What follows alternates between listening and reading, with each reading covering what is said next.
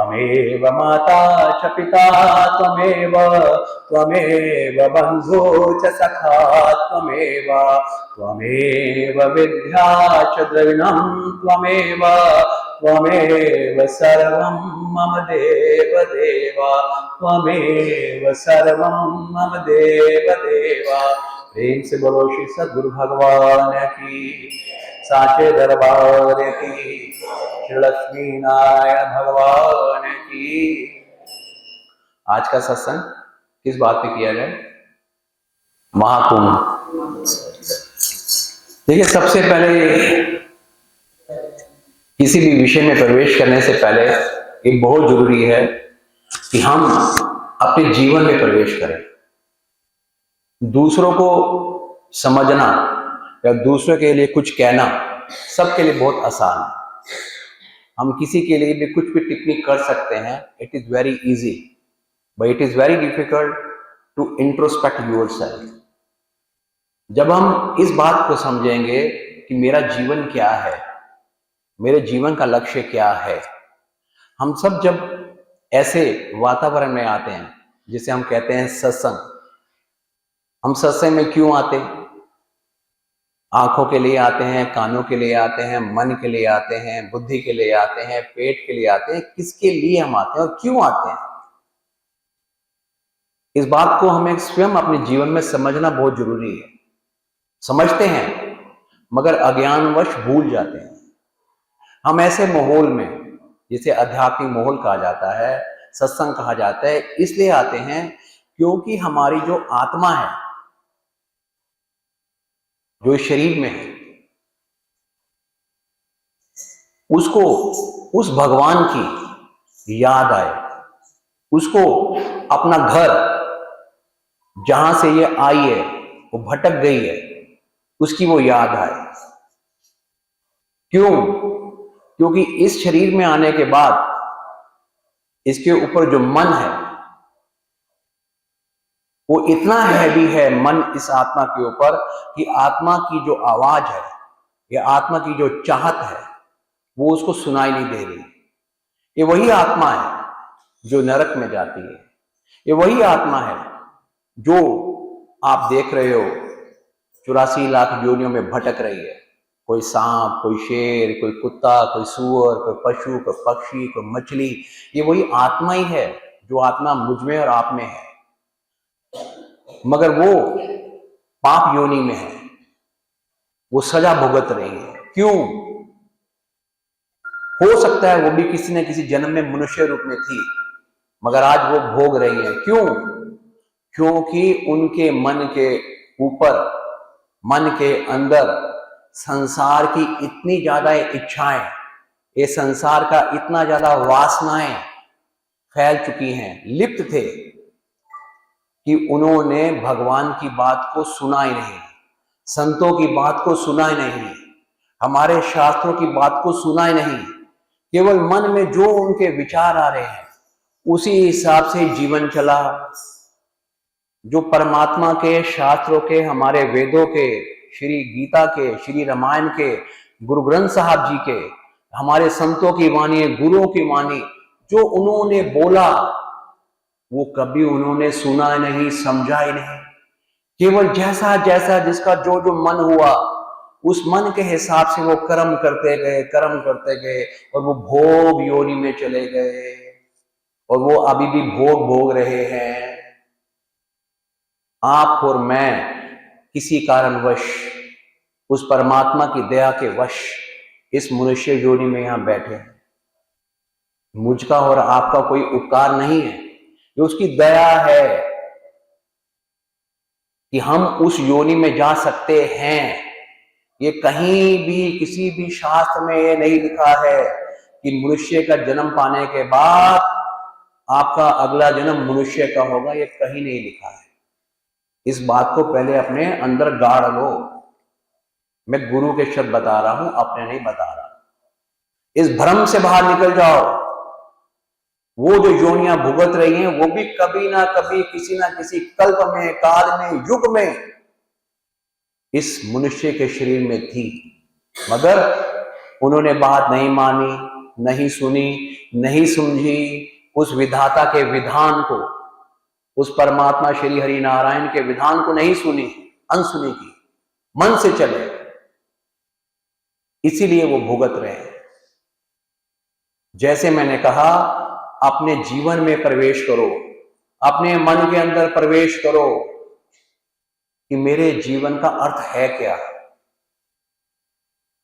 अगर मुझे मेरे जीवन का अर्थ नहीं मालूम तो महाकुंभ हो या साक्षात लक्ष्मी नारायण भगवान खड़े हो, साक्षात गुरु बाबा खड़े हो, हमें उनका भी सार्थक होना दिखाई नहीं देगा। क्यों? क्योंकि हमारा मन इतना ज्यादा हैवी हो चुका है हमारी आत्मा के ऊपर। आत्मा बेचारी पीछे सोई पड़ी है और मन ड्राइव कर रहा है, उसके पास कोई डायरेक्शन नहीं है, वो अपनी मनमुखी से चल रहा है। Please keep your phone on silent. वो मन चल रहा है, वो मन कहां जा रहा है, किधर जा रहा है? संतों की वाणी को जो लोग हल्के में लेते हैं वो महामूर्ख है। फिर कहता हूं, जो संतों की वाणी को, जो शास्त्रों की वाणी को हल्के में लेते हैं वो महामूर्ख है। वो वही काम कर रहे हैं कि उनका मन ड्राइविंग सीट पे बैठकर आंखों पे पट्टी है, ब्रेक फेल है, और पीछे आपकी आत्मा बैक सीट पे बैठी है और वो लेके जा रहा है। वो कहां जाएगा? सोचो, एक्सीडेंट करेगा, चोट करेगा। वो चोट क्या है? वो वही चोट है जो बता रहा हूं, जो योनियों में घूम रहे हैं, नरकों में जा रहे हैं। क्यों? क्योंकि वो सब मनमुखी कर्म कर रहे हैं, उनकी बुद्धि सो चुकी है, आत्मा सो चुकी है। आत्मा तो बेचारी सोई पड़ी है। हम जब तक ये नहीं सोच पाते कि मेरा आने का अर्थ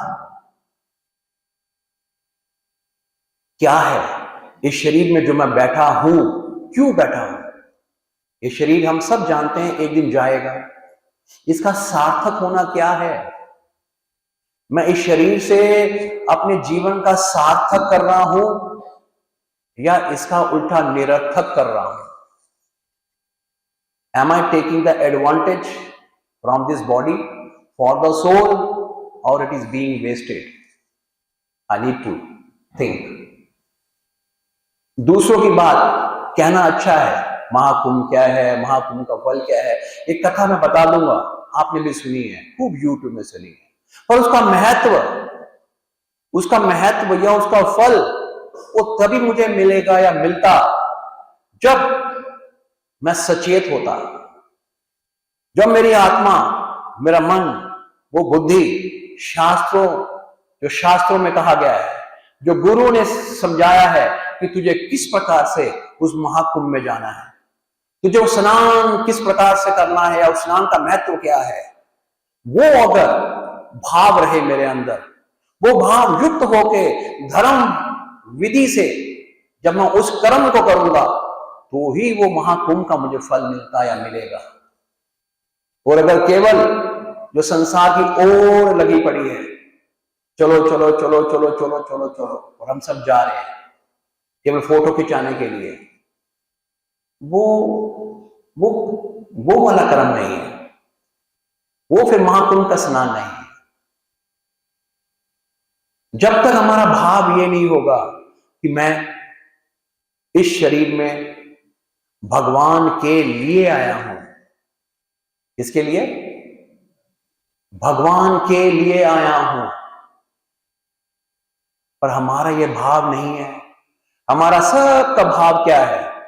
मैं संसार के लिए आया हूं, मैं पत्नी बच्चों के लिए आया हूं, मैं माँ बाप के लिए आया हूं, मैं धन कमाने के लिए आया हूं, मैं कोठी बंगला लेने को आया हूं। भगवान को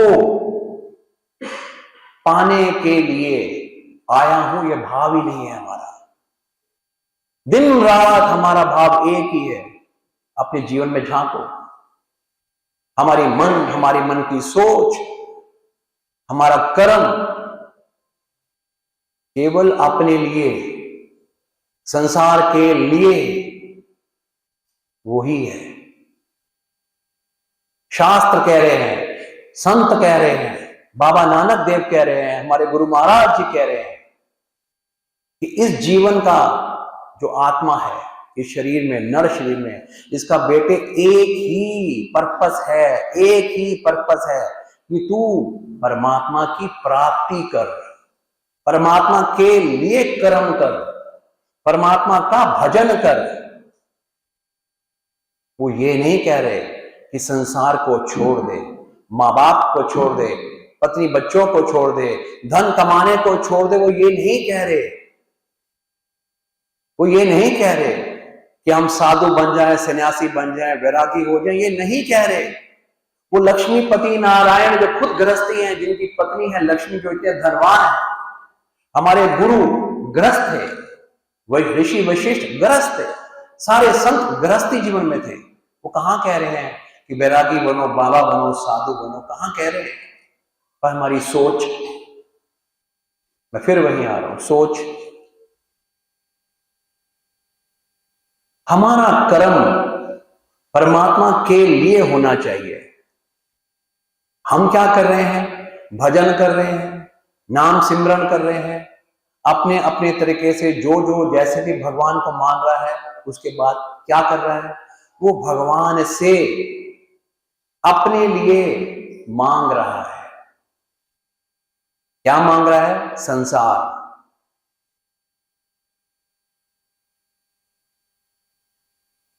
भगवान से क्या मांग रहा है? संसार। और संसार क्या है? नश्वर। मैंने धन मांग लिया, इतने साल भजन करने के बाद, भक्ति करने के बाद, चलो तो क्या धन जीवन भर मेरे साथ चलेगा? मेरे मरने के बाद धन जाएगा? जवाब दो, नहीं। बहुत ज्यादा मैंने संसार की धन दौलत, यश, शक्ति वो मांग लिया, मरने के बाद जाएगी? नहीं। बाल बच्चे मेरे साथ जाएंगे? नहीं। तो हम भगवान से जो हम ये पूजा पाठ, ये जो हम काम कर रहे हैं, तो भगवान से क्या मांग रहे हैं? हम वो चीज मांग रहे हैं जिसका नाश है। जिसने संसार को बनाया है उसको नहीं मांग रहे। जिस हरि ने, जिस श्रीमन नारायण ने इस संसार को बनाया है, ब्रह्मांड को बनाया है, ब्रह्मा विष्णु महेश को बनाया है, लक्ष्मी को बनाया है, सबको पैदा किया है, मुझे आपको पैदा किया है, हम उसको नहीं मांग रहे, हम उससे अपने लिए मांग रहे हैं। इसीलिए हमारे मनों में, किसी के मन में शांति नहीं है, चित्त में शांति नहीं है, वो अतृप्त है, डिससेटिस्फाई है, अंदर से बेचैन है, रेस्टलेस है। क्यों? क्योंकि उनकी आत्मा रेस्टलेस है, वो बेचैन नहीं पा रहे। आपके पास धन हो सकता है, फिर भी आपके अंदर बेचैनी है। क्यों? क्योंकि आपकी आत्मा बेचैन है, वो सोने नहीं दे रही है आपको, वो परेशान कर रही है। वो कहती है जिस उद्देश्य के लिए भगवान ने कृपा करके मुझे इस शरीर में डाला, अरे वो मन, अरे वो बुद्धि, तूने भजन नहीं किया उसका, मरने के बाद तेरा भजन देखेगा वो, और तूने भजन किया, उसके बदले मांग लिया यही का यही, मेरे पास ऊपर फिर खाली हाथ, तो कहां से मुझे वो देगा? वो मेरा ठाकुर कहां से देगा? तूने जीवन को वेस्ट किया, निरर्थक कर दिया, बाजी हार रहा है तू। हमारी सोच सही नहीं है। जब तक हम अपने अंदर इस सोच को नहीं पहचानेंगे कि मैं सोते जागते उठते बैठते केवल मन के ज्ञान से कर्म कर रहा हूं, मन के ज्ञान से, गुरु के ज्ञान से कर्म नहीं कर रहा हूं, मन के ज्ञान से, जिसके चित्त में गुरु के ज्ञान की टेक हो जाए, कोई विरला होता है, उसे मिलती है परम शांति। और जो 24 घंटे अपने मन के ज्ञान से जीते हैं, वो साधु की, संत की, शास्त्र की, भगवान की किसी भी समय ऊपर नीचे उनकी श्रद्धा विश्वास ऐसे होती रहती है। क्यों? क्योंकि उन्होंने अभी तक मन से भगवान को पकड़ना चाहा है। वो किसी के मन से भगवान आता ही नहीं है। तो आपने प्रश्न पूछा महाकुंभ, ये तो आप सब जानते हैं महाकुंभ का महत्व क्या है, आप सबको जानते ही हैं। इस महाकुंभ का सबसे बड़ा फल जो धर्म युक्त होना चाहिए, जो भी जीव जाए महाकुंभ पे स्नान करने के लिए, उसकी भावना क्या होनी चाहिए? ये बात सत्य है कि वो मां गंगा, मां यमुना, मां सरस्वती जो परमात्मा श्री हरि नारायण से ही उत्पन्न हुई है, वो उन्हीं की अंग है, उनकी किरणें हैं, वो उनकी शक्तियां हैं।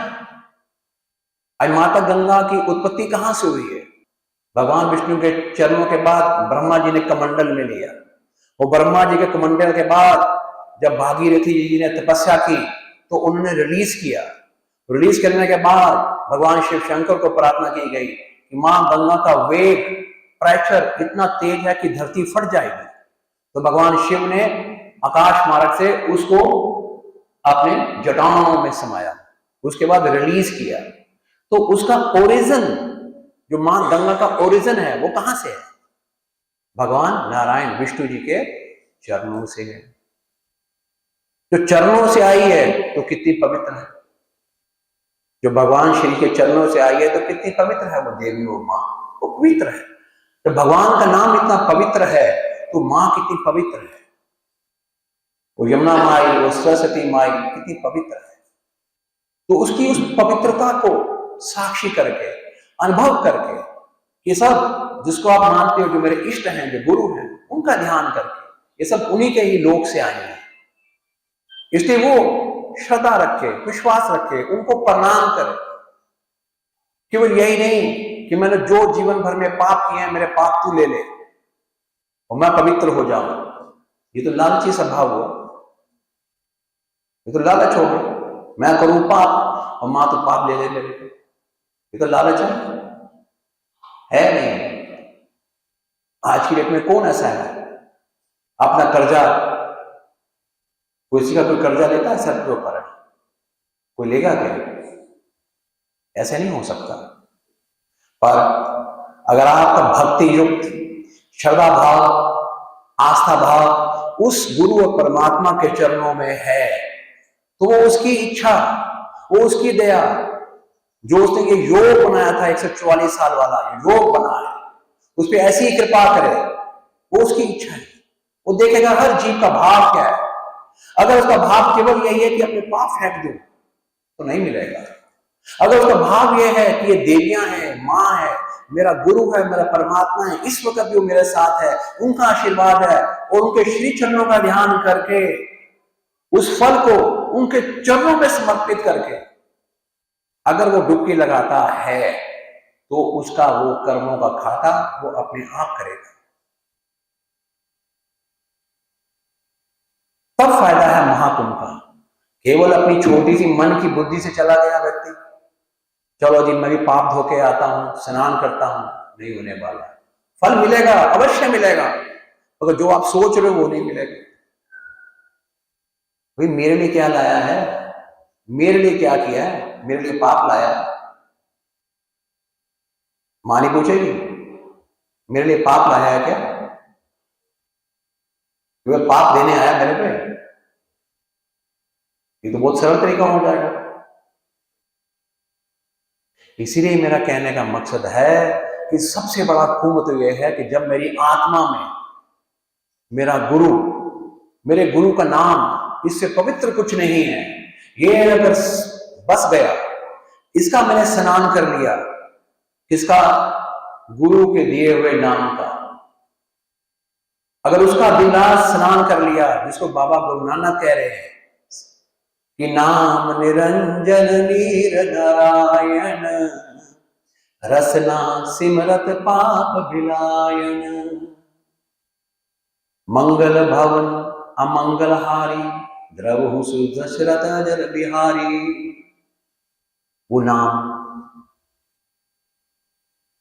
अगर उसके नाम का भरोसा हो जाए हमें, उसके नाम से अगर प्यार हो जाए, तो खेल बन जाएंगे। आपके अंदर ही 24 घंटे महाकुंभ रहेगा। महाकुंभ जो पर्पस सोच रखा है कि वहां जाकर मैं अपने पाप धो आऊं, जो ये लालच बुद्धि है हमारी, वो आपको यहां बैठे बैठे भी आपका होता रहेगा। कब? जब उस नाम महाराज जी से, उस भगवान जी से हमें प्यार हो जाए, उसके नाम से प्यार हो जाए। उसके नाम में बहुत बहुत बहुत ताकत है। और इस कलयुग में तो भगवान ने उसके पास स्टंप लगा रखी है।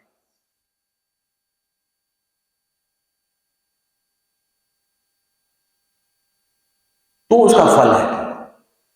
पर हर कर्म में, हर कर्म के अंदर वो धर्म क्या है? वो धर्म जो ऊपर, जो हमारे देवता हैं, जो धर्मराज है, जो चित्रगुप्त है, जो मरने के बाद हमारी आत्मा को ऊपर पकड़ते हैं और फाइल खोल देते हैं हमारी, लाओ उसको, वो क्या देखते हैं? वो आपके और मेरे केवल कर्म देखते हैं, धर्म रूपी कर्म। संसार में जो मैंने किया उसको नहीं देखते कि मैंने धन दौलत इकट्ठी की, बाल बच्चे पैदा किए, नाम कमाया, ये कमाया, वो तो यही रह गया। कहते ये बता मेरे लिए क्या लाया? मेरे लिए तो मंदिर बनवाए, मेरे लिए तो जो मेरे गरीब लोग थे उनको तूने कोई सेवा की, कितने असहाय बच्चों को तूने विद्या प्रदान की, कितनों को तूने धर्म की राह पे चलाया, ये बता मेरे को, कितने को तूने भोजन करवाया। क्योंकि वो धर्म क्या है? परहित सरस धर्म नहीं भाई। धर्म क्या है? परहित, जो पराया हो उसका हित, उसका वेलफेयर, उसके लिए, उसको सुख पहुंचाने के लिए जो जो आपने किया है, तन से, मन से, वचन से, धन से, वो किया होगा, वो ही आपके धर्म खाते में लिखा जाएगा।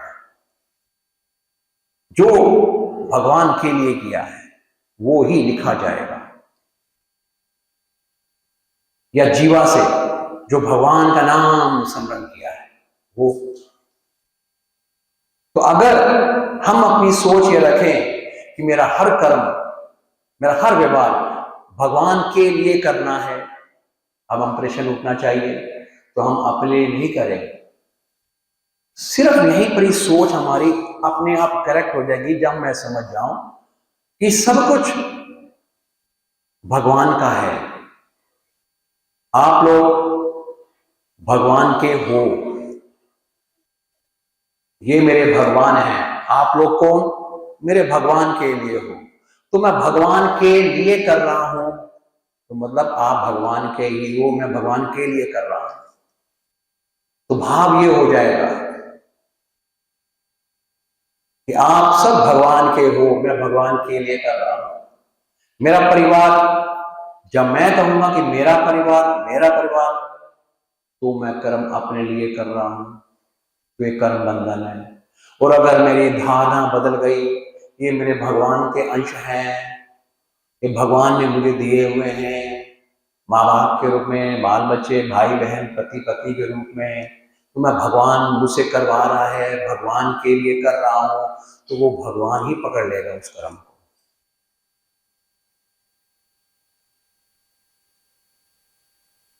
उसी से हमें परम शांति मिलेगी कि भगवान का है, भगवान कर रहा है, भगवान करवा रहे हैं, भगवान ही भगवान हर जगह है। वो गुरु मेरा हरि नारायण वो हर जगह पे है, वही कर रहे हैं।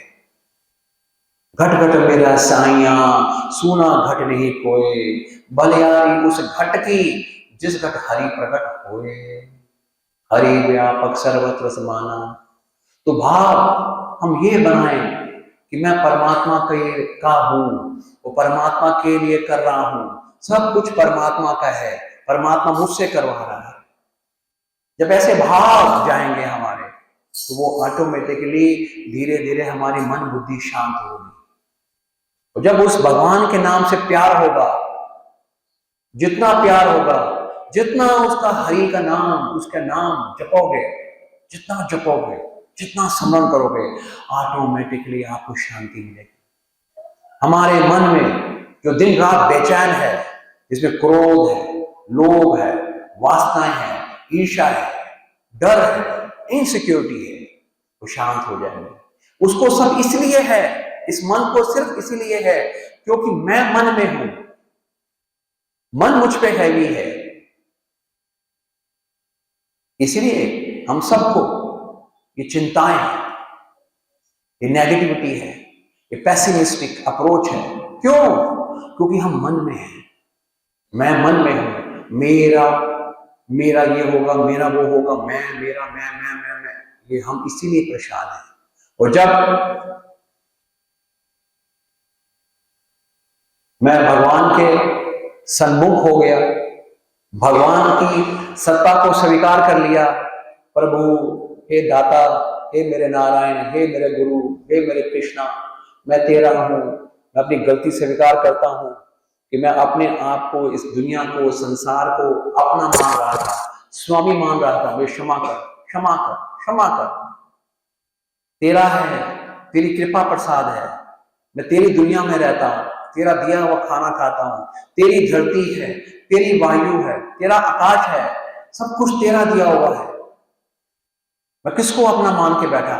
ये शरीर मेरा सगा नहीं है, ये बूढ़ा हो रहा है। ये मन मेरा सगा नहीं है, मेरी सुनता नहीं है। मैं कहां क्या कर रहा हूं? जब उस परमपिता की, उस परमात्मा की श्री चरण कमलों का सहारा लेके हम विनती करेंगे, हे नाथ, हे दयालु, हे करुणा निधान, हे भक्त वत्सल, हे शरणागत वत्सल, हे मेरे हरि, हे गोविंद, हे गुरु, कृपा कर, मुझे शरण मिले, मुझे शरण मिले, शरण मिले।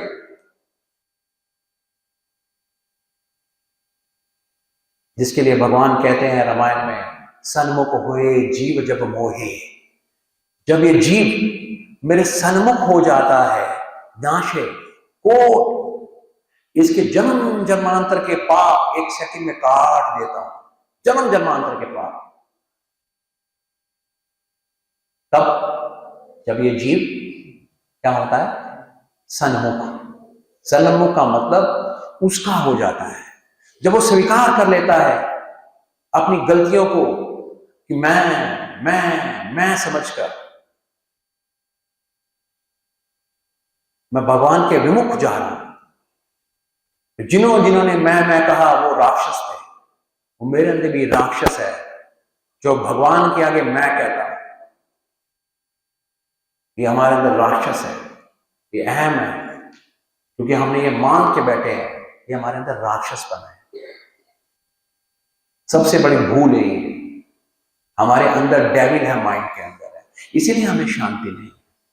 ये आपने अनुभव भी किया होगा, जब जब आपकी बुद्धि में समर्पण भाव आता है, जब जब आप अपने गुरु और गोविंद के चरणों में बैठकर, जब जब कभी ऐसा मौका होता है कि जब आपका मन शांत होता है या बहुत दुखी होता है, द्रवित होता है, तब आप रोते कि मुझे शरण में ले ले, मुझे माफ कर दे, तू मेरा है, कृपा कर। आपने अनुभव किया है उस वक्त जो आपको शांति मिलती है अंदर, वो आप किसी को बता नहीं सकते, वो आपने टेस्ट किया होगा, किया ना?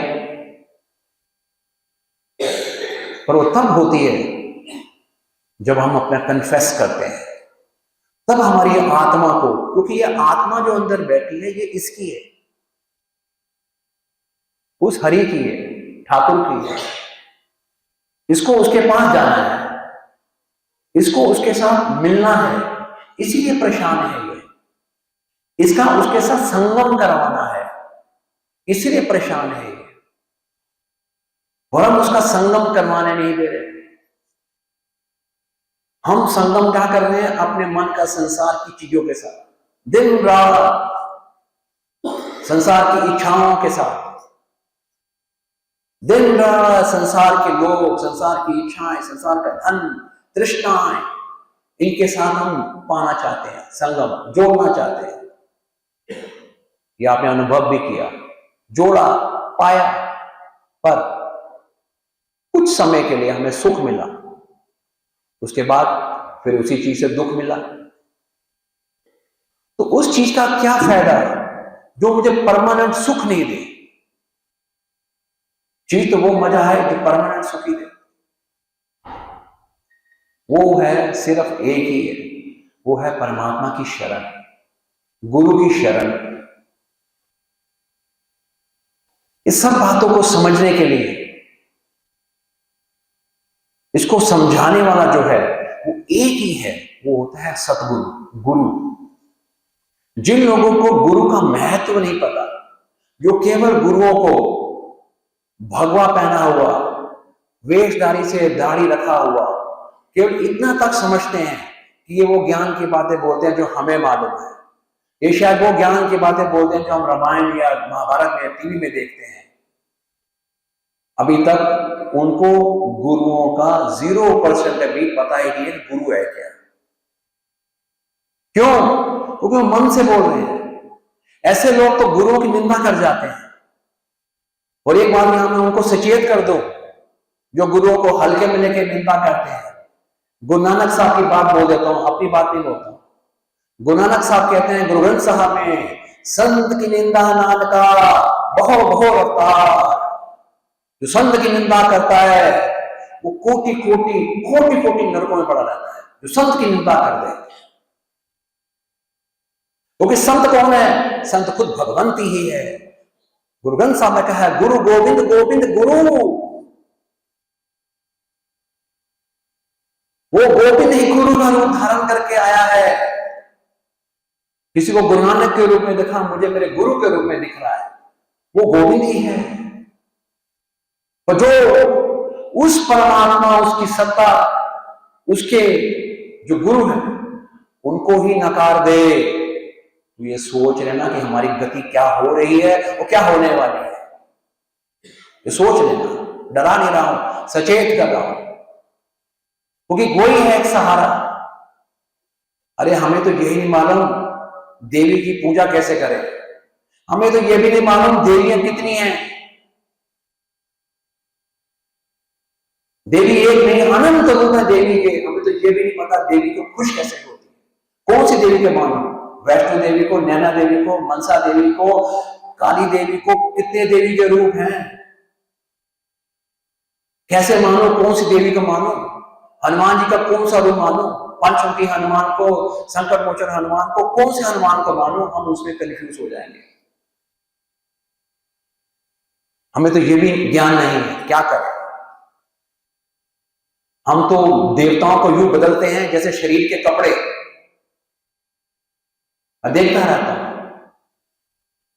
समझ जाता हूं, क्योंकि इनके जीवन में वो सतगुरु नहीं है, इसे वो ज्ञान नहीं है। वो देवताओं को यूं बदलते हैं जैसे कपड़े बदल लिए। आज इस पे दिल आया, इसको रखा, इसको छोड़ा, उसको रखा। अपने जीवन में देखें वो लोग कितनी पूजा कर चुके हैं, बदल चुके हैं। क्यों? क्योंकि उनका तो लक्ष्य था ही नहीं परमात्मा। उनका लक्ष्य केवल ये था, वो देवताओं को यूज कर रहे हैं काम के लिए। प्यार नहीं है, प्यार इससे था। तो हम अपने जीवन से खिलवाड़ कर रहे हैं। हमारी गति क्या होने वाली है, हम कहां जाने वाले हैं, हमें इसका बाहर भरोसा ही नहीं है, हमारी तैयारी नहीं है उस तरफ। ये जो सदगुरु मिलते हैं जीवन में, वो हमें बाबा नहीं बना रहे। आज गुरु की कृपा से कम मेरी छोटी सी बुद्धि में यह समझ में आता है कि देवी क्या है, हनुमान जी महाराज क्या है, गणेश जी महाराज क्या है, भोले बाबा शिव भगवान क्या है, गुरु नानक क्या है, गुरु पदवी क्या है, वो नारायण के रूप है, राम कृष्ण नरसिंह महाराज, ये सब क्या है, कौन है, वो तत्व क्या है, वो शास्त्र क्या कह रहे हैं, गीता क्या कह रही है, अर्जुन कौन है, रामायण में क्या है। इतना गुरु की कृपा से ही समझ में आ रहा है वो सही रास्ता क्या है, कि मेरा देवताओं से रिश्ता कैसे होना चाहिए, परमात्मा से कैसे होना चाहिए। ये जो देवताओं का लालच दिखता है वो धरती पे कि कुंभ में जाओ, कुंभ में जाओ। अरे भाई, मैं तो उनको जानता नहीं ना, मुझे पहचानते हैं, मेरा भला क्यों करें? जो मुझे जानता है, पहचानता है, उसको भूल के वो लालच के वशीभूत वहां भाग रहा हूं। जो मेरा सहायक है, जो मेरे कर्म को शुद्ध करने वाला, धर्म बुद्धि देने वाला, भक्ति ज्ञान देने वाला मेरा सतगुरु है। उसकी सत्ता को छोड़ के मैं केवल लालच के वशीभूत भाग रहा हूं, डुबकी लगा के कि शायद मेरा उद्धार होगा। मैं महामूर्ख हूं। वो सतगुरु है प्यारा मेरा, जिसकी कृपा से समझ में आता है कि ये धर्म वाला कर्म तुझे कैसे करना है, क्योंकि वो संगम उसने बनाया है, अमृत उसने डाला है धरती पे। भगवान विष्णु ने अमृत दिया था, जिसको मैं मानता हूं जो मेरा इष्ट है, जो मेरा हरि नारायण है, वो उसका है। वो जब वो प्रसन्न है, वो यूं इशारा करेगा तो आपको अमृत भी आ जाएगा आपके ऊपर। और खुद से चलूंगा तो केवल पॉल्यूशन देख के आऊंगा, केवल फोटो खींच के आऊंगा, मुझे वो माएँ दिखेंगे नहीं वहां पे, वो अमृत रूपी स्नान दिखेगा ही नहीं। तो दृष्टि, एक सतगुरु की शरण में आने में सबसे बड़ा फायदा जो मुझे हुआ है वो ये हुआ है कि दृष्टिकोण बदला है, सोच बदली है, चीजों को देखने का तरीका बदला है, जीवन वैसे ही है। गुरु की कृपा को मैं पैसे से नहीं तोलता। गुरु का मकसद यह ज्ञान देना। गुरु देवता नहीं है जो धन देने आया है। गुरु देने आया वो ज्ञान, जो मेरा मन सोया पड़ा हुआ था, जो केवल मनमुखी कर्म कर रहा था।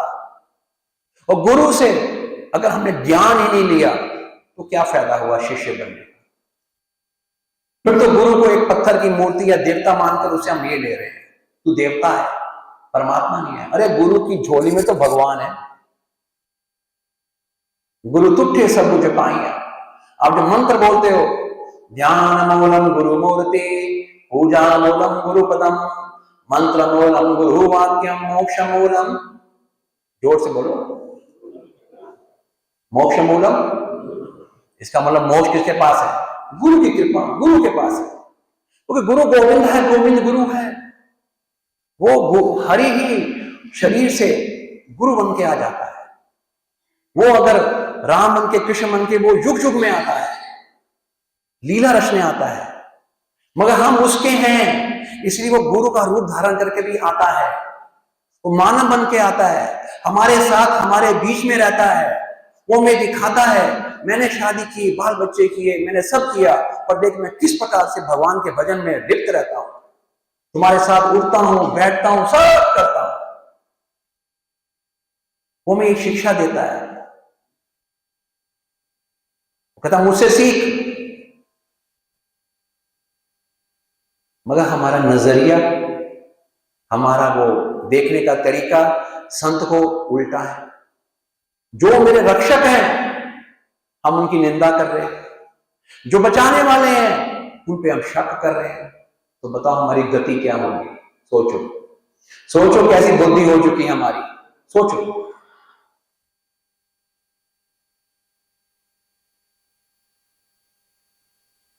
जाके रक्षक गुरु धनी, कहें कहां तक और, हरि रूठे गुरु ठोर है, गुरु रूठे नहीं ठोर। कि जिसके रक्षक गुरु महाराज, कहता है अगर उसका वो हरि रूठ भी जाए ना, अगर वो भगवान रूठ भी जाए तो गुरु ठोर है, गुरु अपने आप कर देगा। और अगर गुरु रूठ जाए फिर तो कोई ठोर ही नहीं है। भगवान भी हाथ पीछे हटा लेता है, भगवान पीछे हाथ हटा लेता है, कहता है तूने गुरु की निंदा की, गुरु का अपमान किया, गुरु पदवी का अपमान किया, मुख मोड़ लेता है। कहता है ये कृतघ्न है, ये एहसान फरामोश है।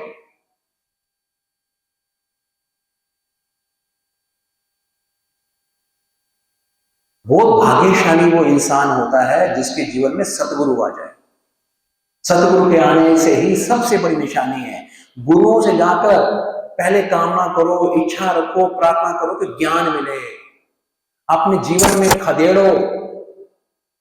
जैसे अगर आपको अगर पेड़ का, आम का पेड़ लगाना हो, मैं बीज तो ले आऊं, कहां लगाओगे? इस फर्श में लगाओगे?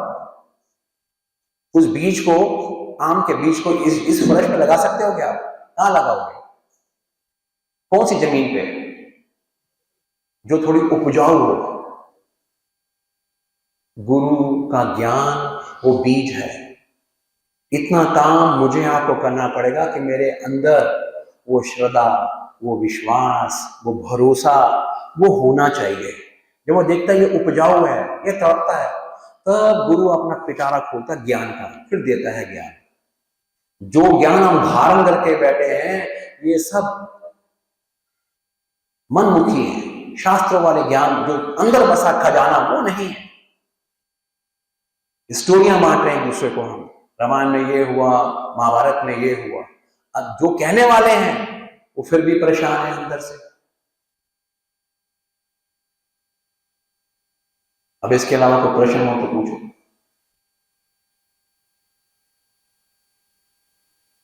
पूछो। अज्ञानता का पर्दा है जो हटे तो भगवान अपने आत्मा को फ्रेंडशिप पे कैसे लाए, और अपने जो भी ड्यूटीज है उसको आत्मा को फ्रेंडशिप पे कैसे लाए, मन को बैक साइड पे। सॉरी, दोबारा बोलो। आपने बोला कि मन से सारे कर्म चलते हैं, तो उस मन को बैक सीट पे लाना और आत्मा को फ्रंट सीट पे लाना का प्रोसेस। बहुत अच्छा क्वेश्चन। ये क्वेश्चन तो बड़ों को पूछना चाहिए था। बच्चे ने प्रश्न ये पूछा है कि हम सब मन के अधीन हैं, वो मन के कर्मों से भोग रहे हैं, योनियों में जा रहे हैं। आज मन से ही कर्म कर रहे हैं कि हमारा जीवन जो है वो सुख में नहीं है। हम मन से तो कर्म कर रहे हैं कि हमारा मन इतना परेशान है, बेचैन है। जैसा सत्संग ने कहा कि जब आत्मा, उसको चाहिए भगवान, जिसकी आत्मा पुष्ट और संतुष्ट हो वो शांत रहता है, प्रसन्न रहता है। वो कैसे हो? यही प्रश्न है। इस प्रश्न को यहां तोड़ो। बेचैन कौन है?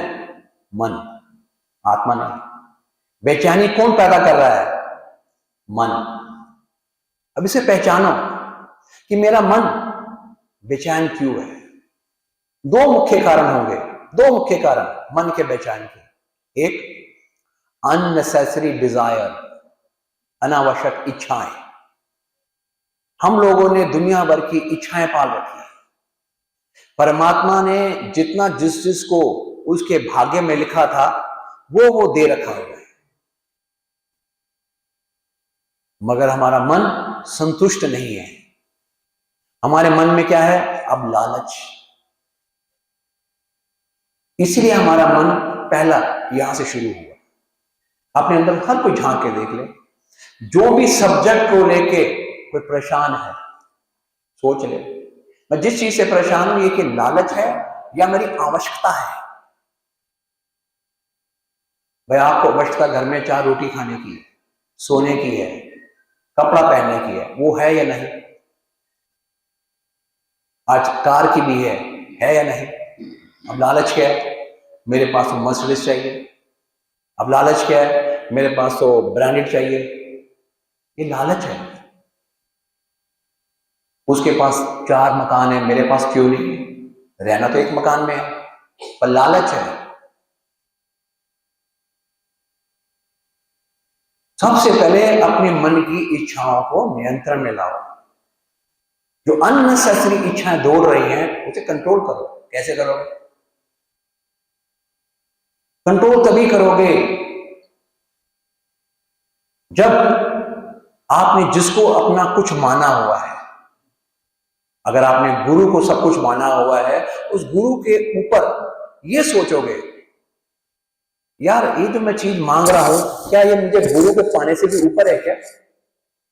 जो मुझे दिन रात ये चीज परेशान कर रही है, क्या मेरे गुरु को पता है या नहीं पता है? लेट से आपके पास एक मारुति कार है और आपका मन 24 घंटे परेशान करता है कि आपके पास ऑडी चाहिए, आप सो नहीं पाते हो, घर में बहुत परेशान करते हो सबको। और अगर आपके अंदर थोड़ा सा ज्ञान है, आप ये सोचो, यार ये बात बता, क्या मेरे गुरु को पता है नहीं पता कि जो मैं चाह रहा हूं? अगर गुरु मेरी इच्छा पूरी नहीं कर रहा तो इसमें बड़ी कोई अच्छी बात होगी क्या? ये चीज मेरी इतनी बड़ी है, मैं अपने मन का चैन वगैरह मैंने सब डिस्टर्ब किया हुआ, क्या ये मेरे गुरु से भी बड़ी है? कि मैं गुरु को पीछे करके इस इच्छा को यहां धारण किया हुआ है, क्योंकि आत्मा को गुरु चाहिए, गुरु का नाम चाहिए। तो मैंने क्या किया, गुरु का नाम छोड़ दिया और ऑडी ऑडी, कोटी कोटी, बंगला बंगला, दुकान दुकान, पैसा पैसा, मैं इसका स्मरण कर रहा हूं दिन रात। अगर इस मन को मैं वहां लगा दूं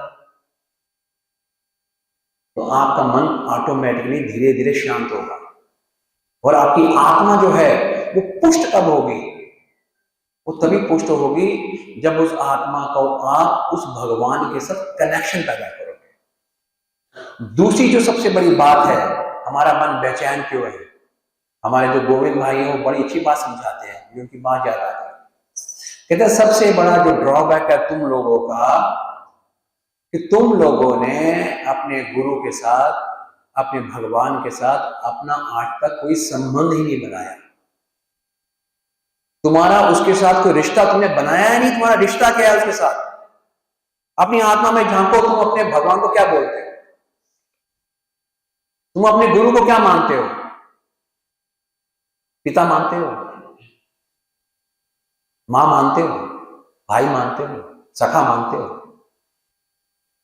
इष्ट क्या मानते, क्या हो सोचो। अगर मानते हो तो उसके साथ कभी व्यवहार ऐसा किया है? अगर गुरु को पिता मानते हो तो उस पिता को मिलने जाते हो? मेरे पिता का क्या काम काज है, उसके काम में हाथ बटाते हो? कभी सोचा है? मानते हो क्या हो? क्योंकि हमारा किसी ने आज तक ये संबंध बनाया नहीं है। हम बोल रहे हैं तमेव माता च पिता तमेव, बोल रहे हैं, पर अंदर से माना ही नहीं है। अगर माना होता तो आपके चाल चलन वैसे होते। ये मैं अपने गुरु को पिता मानता हूं, अपने गुरु को आश्रम को अपना घर मानता हूं, तो चिंतन रहता है, सोच रहती है उस घर पे क्या चल रहा होगा, वहां सफाई चाहिए, बत्ती चाहिए, पानी चाहिए, खाना चाहिए, धन चाहिए। गुरु के पास इतने शिष्य आ रहे हैं, लोग आ रहे हैं, मेरे पिताजी इतना काम कर रहे हैं, क्या है, क्या करूं, कैसे करूं, सोच तो चलेगी। जब मानता ही तो माना नहीं तो सोचे क्या? हमने माना क्या है? उनसे ले लो बस, मुझे जो प्रॉब्लम है वो बोलो, प्रॉब्लम सॉल्व करो बस। इसके अलावा कोई रिश्ता है तो बता दो। गलत कह रहा हूं? सोच ले इंसान। हमारे अंदर भाई साहब कपट है, बहुत तगड़ा कपट है। हमारी एक पर्सनैलिटी नहीं है, डूबियस पर्सनैलिटी है। हम अपने आप से सगे नहीं है, हमें पता ही नहीं है। भाई हमारे मन का स्वभाव है, हमारे मन ने हमारी बुद्धि में इतना आक्रमण किया हुआ है कि हम सच देख ही नहीं पा रहे, केवल मन से चल रहे हैं। खाओ पियो सो जाओ, खाओ पियो सो जाओ, पता ही नहीं। नास्तिक हम में से कोई भी नहीं है। मैं ये नहीं कह रहा हूं कि मैं बहुत समझदार हूं और आप नहीं हो, कि मैं बहुत भजन करता हूं, आप भी करते हो, आप मुझसे ज्यादा करते होगे, मैं ये नहीं कह रहा हूं, क्षमा करना। मैं सिर्फ ये कह रहा हूं कि हमारा उस जिसको हम मानते हो, आप जिसको भी मानते हो, माता को मानते हो, जिसको भी मानते हो, केवल अपनी आत्मा में झांक लेना कि मैंने इसे माना क्या है। माना है तो क्या मेरा व्यवहार है उसके साथ?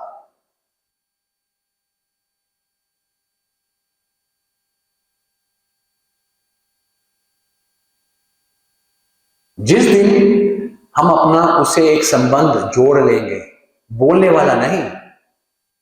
हमारे गुरु बहुत ब्रह्म ज्ञानी, बहुत समझदार है, उनकी हर बात याद आती है। मैंने कहते बेटे तुम लाख बार कह लो कि भगवान मैं तेरा हूं, प्रभु मैं तेरा हूं, पर ये तुम्हारा कहना ऊपर माना नहीं जाता। क्यों? क्योंकि उसे पता है तुम ये केवल मौखिक बोल रहे हो, for the sake of saying you are saying मैं तेरा हूं। जब तुम अपने बिहेवियर से उसको ले आओगे कि जब मैं तेरा हूं या तू मेरा है ना।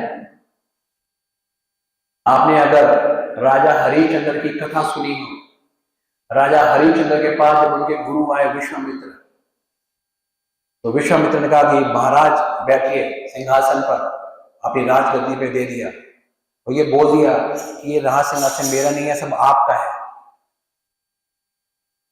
गुरु विश्वामित्र बोला, अच्छा राजन ये मेरा है? कहता हाँ महाराज आपका है। कहता उतर नीचे, मेरा है ना।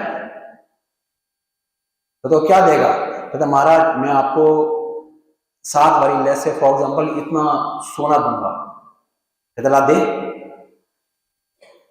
राजा बोला मंत्री को सोना लेके आओ। फिर गुरु ने उसको दी एक भाषा, जब तूने कह दिया कि ये आपका है, अब मेरा हो चुका है राज्य पूरा, और ये पूरा धन संपत्ति सब मेरी हो चुकी है, अब तेरा कुछ है ही नहीं, और अब तूने जो वचन दे रखा हुआ है कि मेरे को इतनी बार सोना देगा, ला सोना दे।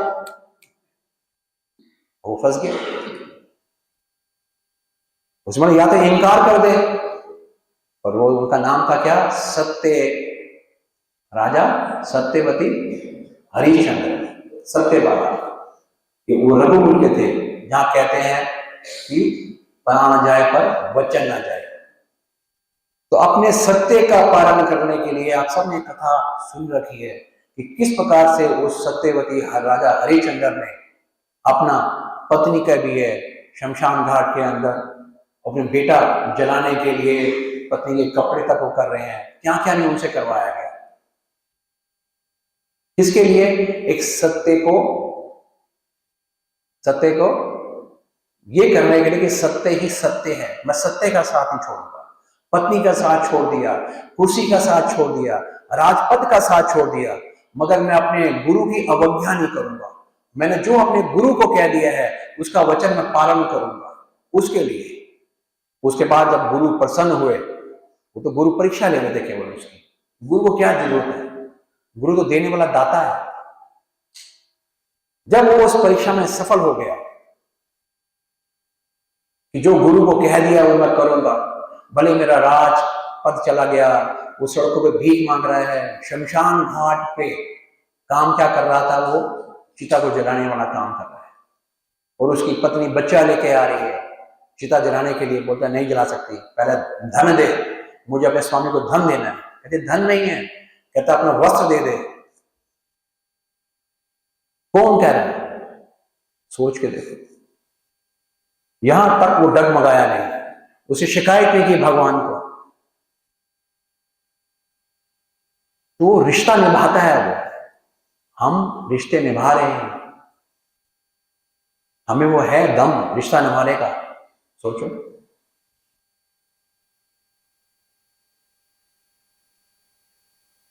भगवान को पाना है, वो पाना पड़ेगा, गारंटेड। एक ही लक्ष्य है, इससे पहले कि हमारा देहांत हो जीवन का, ये गाड़ लो कि मेरा जीवन जो है केवल भगवान का है और भगवान के लिए ही करना है।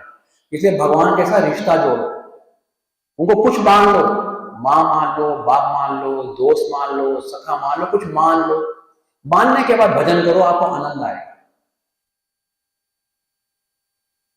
तब आनंद आएगा। तो आपको उसमें क्या आनंद आएगा? सबसे पहले कुछ दिनों में ही आपको वो अपने लगने शुरू हो जाएंगे, मेरे हैं। तो सबसे पहले भगवान के साथ जो जरूरी है ना, वो होता है एक तरफा प्यार। क्या? एक तरफा, वन साइड। अभी हम सबका क्या? दो तरफा है। प्यार तो करते हैं पर दो तरफा है।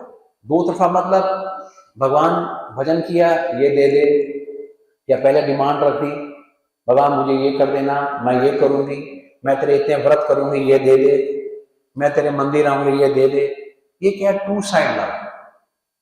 इससे भगवान प्रसन्न नहीं होता। कहता ठीक है, ये केवल मेरे से संसार पाना चाह रहा है, मेरा जो आकर्षण है धरती पे, जो मैंने संसार बना रखी है, ये माया बना रखी है संसार में, ये इसको पाना चाह रहा है, मुझको पाना नहीं चाह रहा। मेरी जो बनाई हुई माया है, धन दौलत, ये आकर्षण, ये उसको पाना चाह रहा है। ये टू साइड लव। और जब वन साइड लव होगा तो अब धीरे धीरे हमारे मन को ज्ञान आएगा कि भगवान सब कुछ है, ये मेरे पिता हैं। तब आप कोई भजन करोगे, राम राम करोगे, ओम नमः शिवाय करोगे, कुछ भी करोगे, आपका एक रिश्ता होगा अंदर, हे मेरे पिता, अगर आप शिव जी की उपासना करते हो तो बोलोगे हे भोलेनाथ मेरे बाबा हो, मेरे पिता हो, ओम नमः शिवाय, ओम नमः शिवाय, ओम नमः शिवाय। एक रिश्ता बना लिया आपने। आपको रोज उसको ही प्यार करना है।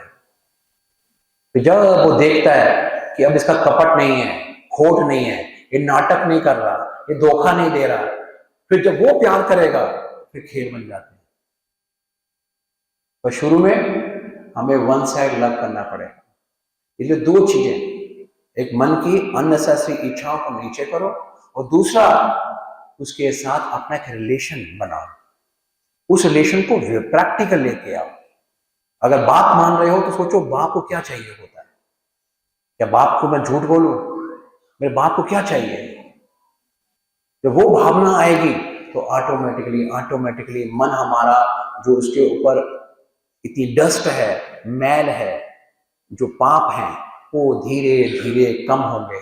फिर इसके ऊपर जैसे सूरज आकाश में हो, वो कितने बादल आ जाएं, कभी हम देखते हैं सुबह के 11 बजे भी लगता है रात हो गई। क्यों?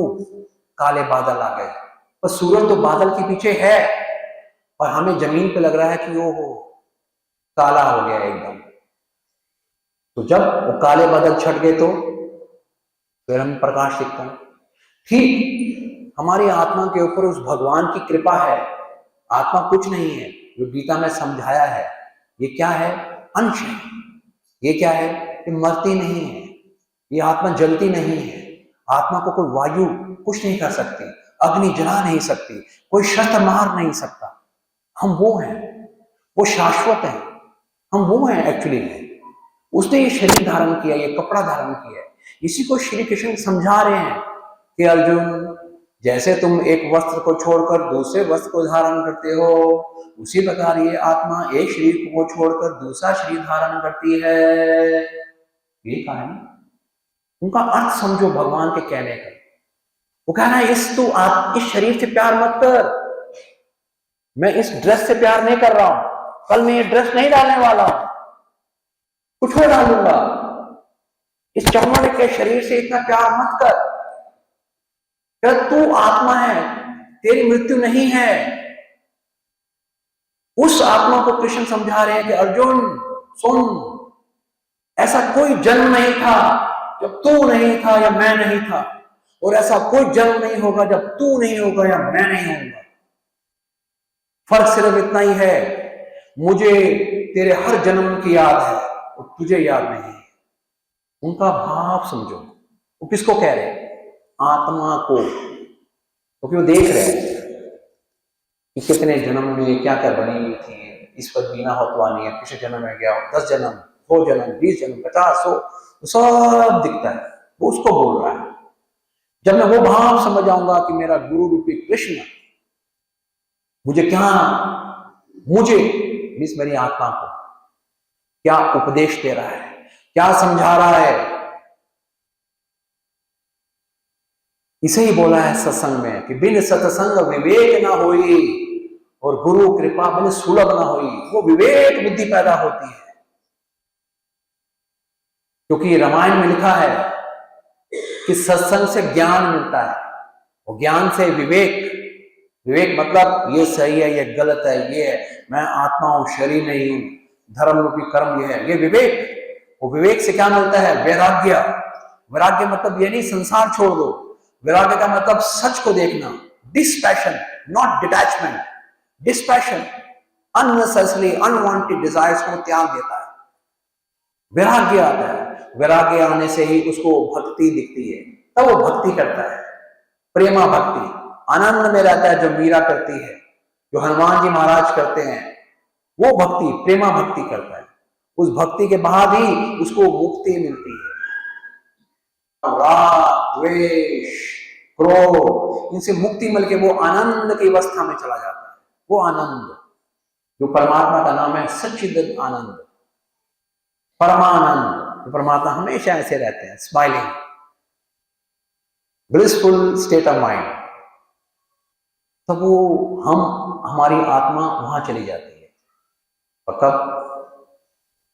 जब एक गुरु की शरण में लेगा, गुरु से ज्ञान पाने की तीव्र इच्छा रखेगा, तड़पेगा, गुरु का ज्ञान को हल्के मत लो। वो आगे तो ये अवस्था आएगी कि भजन का आनंद ले पाओगे। एक बार भी कहोगे ना ओम नमः शिवाय, आपको शिव दिखना शुरू हो जाएगा।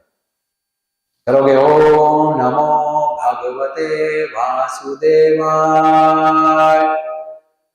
आपको भगवान श्री कृष्ण बांसुरी वाले दिखने शुरू हो जाएंगे। तब अभी हम राम राम नहीं, राम ओम ओम, अभी हमारा भजन कैसे है सोचो।